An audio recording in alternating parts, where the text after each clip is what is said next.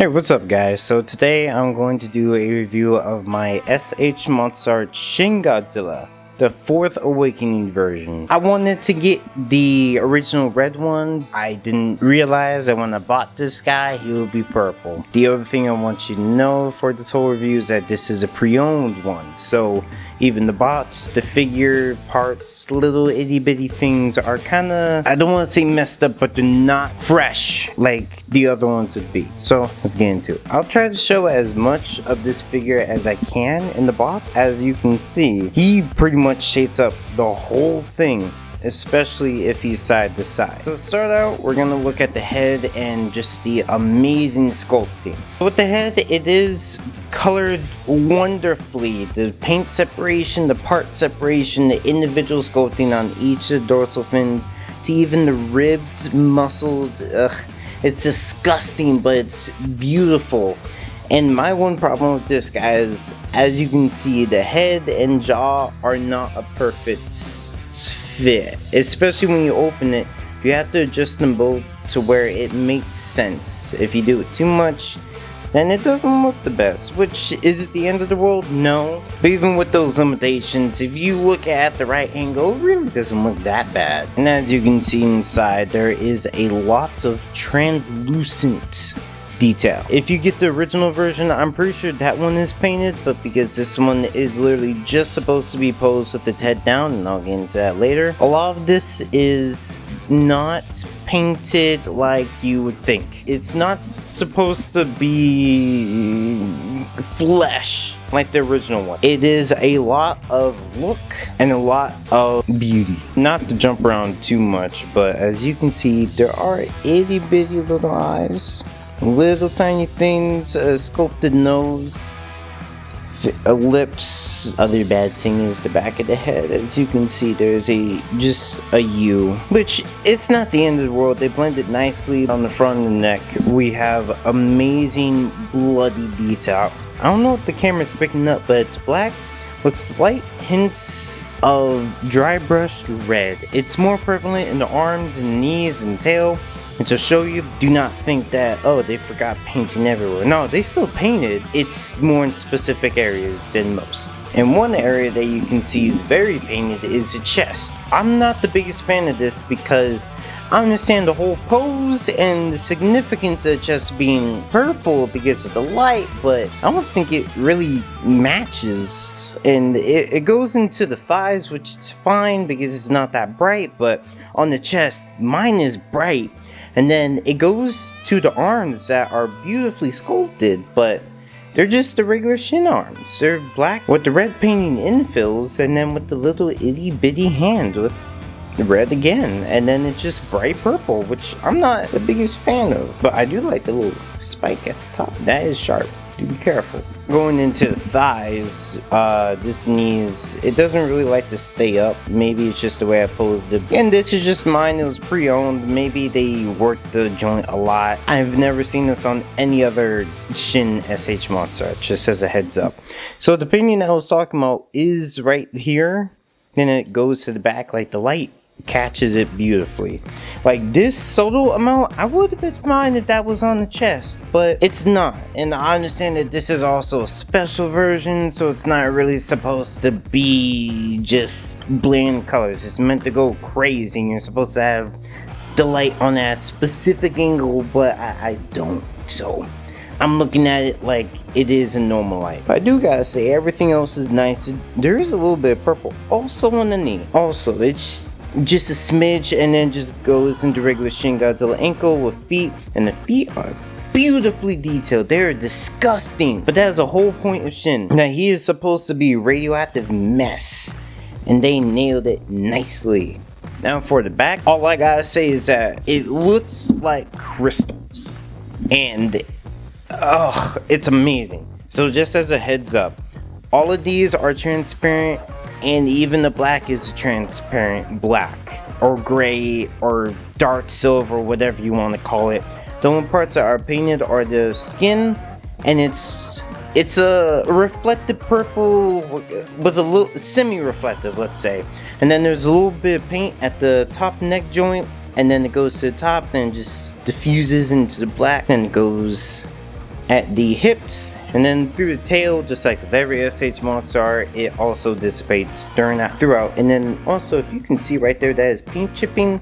Be careful when you pose it. The posability is actually great on this guy, but because it's so great, it's a lot of collision. And then to go into a tail, this is going to be a very awkward angle, especially because it's just a lot. If you move the tail, do you know that there are in each one of these is individually painted and sculpted, but they sculpted it to where if you move the whole joint, then the parts that you don't need to see won't be seen, and that is amazing, especially on the underside of the tail where it's just ribbed in. Oh, the texture is awesome. But then when we get to here, it's definitely, I think that's a little bit of paint scraping, so don't mind that, but it's just wonderful. And it is also sharp. All the spines on here are sharp, so do know that this is definitely something other than the price point that you should notice, that you should take care of, because if this thing falls, it's gonna hurt. And doing a quick look from the mid of the tail to the tip of the tail, this thing is amazing. They capture Shin Godzilla in all of its essence, and just the length and the height and everything. I mean, look at this comparison alone.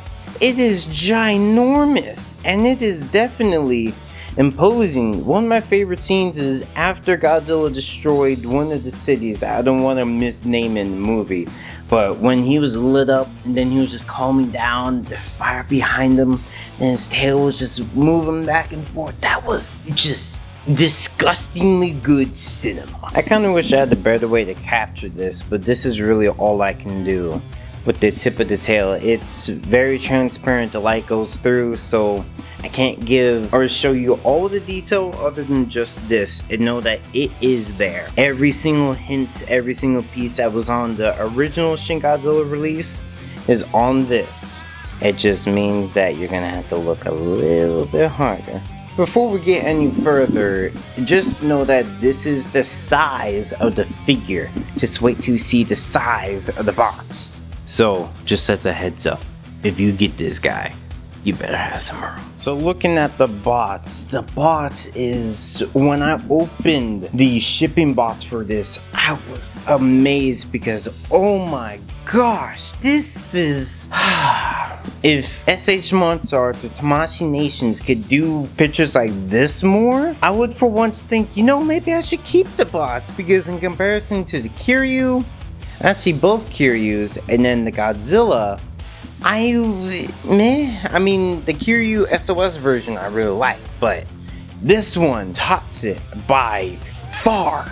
Even trying to show the side, I still have to back my camera up a little bit from its original position just to get it in frame, and again, it just, oh, it's amazing. And it also seems like they found something to do with the other side of the box. Instead of just having plain old text, they actually continued to wrap the front of the box to the left side of the box, which is awesome. I love this thing. I know the top of the box is dusty, but considering that this is when Godzilla destroys town, I leave it because it's just like, it's the dust from the front of the thing, and I love it, I love it, I love it. And the bottom isn't just legalese anymore. Excuse the paint. I mean, not the paint. Excuse the tape.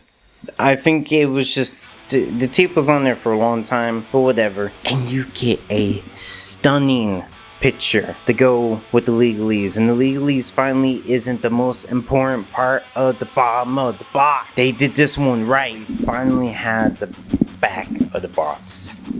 And this is the best box SH Monsterarts has ever made. The layout and everything is just amazing, and they got such great photos, especially on the transparent parts like these, other than right here where there's a little light effect added, and at the front there. You can see the detail in there. This is such a worthy buy. And on the inside flats, we have the trailer for the Netflix Godzilla movie series. It was okay, but I mean, it's still a worthy watch. I think so. Then you got the other side with just a QR code for them and another shop. For everything that comes with this guy, I gotta say this is just perfect amount. Because even if you didn't get the regular Shin Godzilla, you have the opening mouth, a new tail, 2 beams, and the fire effects. Just like I was saying with the Kiryus, you had to buy a whole nother model, and for once, they gave you everything you needed. Let's just say you had the money to waste. You can buy 2 of these guys. Get the beam effects. You can even paint these differently. You can add different effects. You have the fire effect. You have the when it hits the ground. You have a second mount that you can just paint red. And these are 2 parts, but they fit snug. And I mean snug together, but I'll leave them apart because it takes a little bit of manipulating to get them there. And then the tail. This is the open head one with a little bit of gloss paint on the tip, and then the jaw is molded separately. That's why it's different color, but it's still the same thing. This part is a little warped, as you can see. It again was pre-owned. I could just heat it up or just manipulate it ever so softly, get back into position.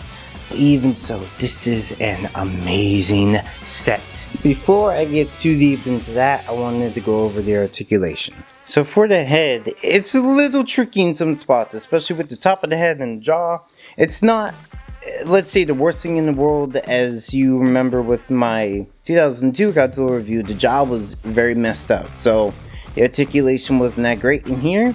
You just gotta deal with the U on top, and then the, let's say, cheeks or mandibles on the side, and then you can pretty much do whatever you want. Going down, it goes all the way to strike the pose. That's the whole point of this figure. And then for going side to side, it does, you have to work with it again. You just gotta pull it to the left. It doesn't go in a straight line, but it's whatever. To the right, it's pretty much the same thing. For the chest, it's not that limited, shockingly. Going up, it can just pretty much stand straight up. Going down, it separates, and dude. As you can see, that little red dot right there, there is a little paint chipping, so do know that if you move this around a lot, or if you try to turn it side to side, it will chip. But going for side to side, it does a little bit, just a little bit. It does rotate more, just like with the neck, so it won't go in a straight line, but it will turn side to side, which is very nice. And yes, the other hand did fall off. This one is loose. I think it's just because of the little joint, but I'm gonna leave it off. So there is a little bit of a butterfly joint, a little bit. It's not that much, but then again, with this guy's tiny little arms, it's not like he's gonna do anything with it anyways. So it does have a lot of articulation. It does have a nice pivot. It does have nice rotation.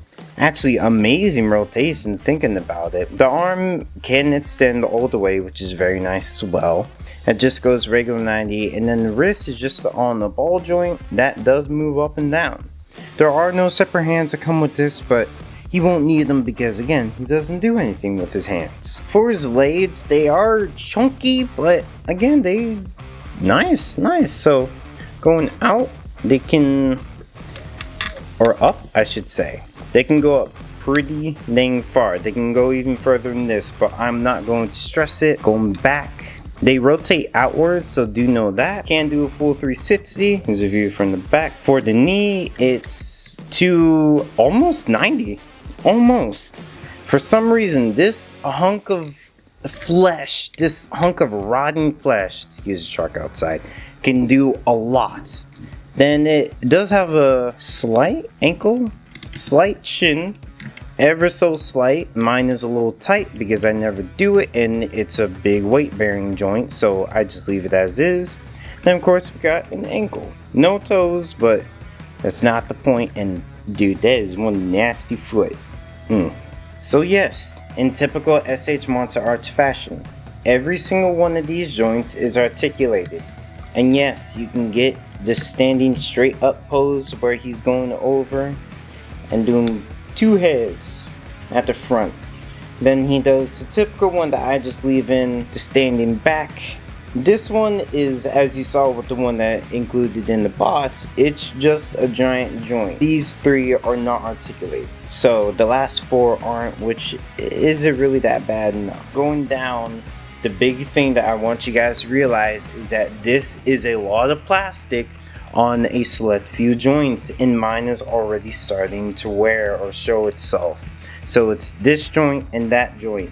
These joints are huge, Understandably, you can just put a little bit of paint or, I don't know, tape or whatever, just jam the joint with something thin enough to make it stronger.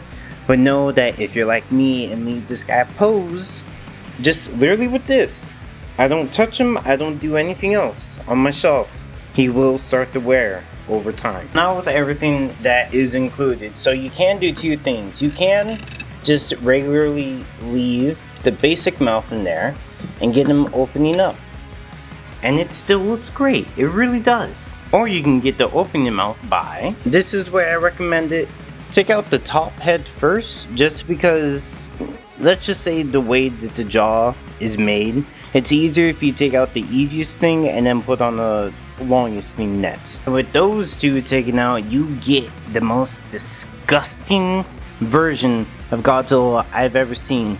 And if you can see with the little itty bitty eyes, they have that black protective shell over them. I'm also realizing that I never gave a closer look at this mouth and the head. The articulation is still the same. You know that my bottom joint is loose for some reason, but there is the sculpt detail, fits nicely. You don't have to really finagle it that much. Just know that you gotta push top head down a little bit, and then you just gotta move the bottom one just enough to you feel a little snag. You just hover the head over. I recommend bending exactly like that. The jaw's a little loose, so be careful. Bend the head all the way as far as it would go, and then you bend the waist just to prevent as much paint chipping as you can, and voila, you get that amazing effect. And here it is from another angle. This is very imposing with the tail in the background getting ready to be charged up. So after he does a breath effect in the movie, he does a purple beam effect, which this one, the pegs, you have to get a separate one that is not included in this set. It is a little bit smaller, so I mean if you want to damage it, yeah, go ahead and jam it, but if not, you have to buy a whole new stand to do this. Luckily with this, it does just fit into the other head's jaw. So after you take it off, I recommend holding it here at the base 3 that don't move, and then just twisting until it pops off. You get the second one, and then you just slide it in until you hear a pop. Like that. Here is what it looks like with everything attached. Kinda. This one I have to hold by hand. I hope you get the gist. And this thing is literally reaching to my light diffuser, and it is amazing.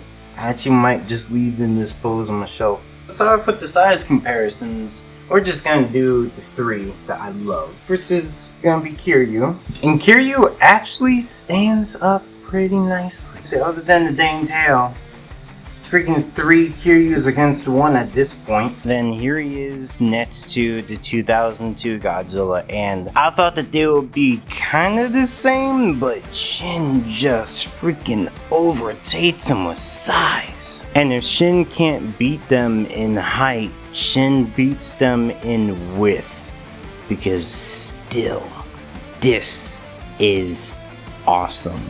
So for a final opinion on this model, I gotta say, if I didn't have the problems I had with the warped purple beam effect, with the warped head for the stand, janky joints, just like with the 2002, I would give this guy an easy 10 out of 10, but I just can't. I'm having problems with this guy, especially. It's just my fault, but again, this is a guy that was made in 2016, owned by 2 people. So understandably, his joints are gonna wear out after 7 years. 7 years this guy has been here.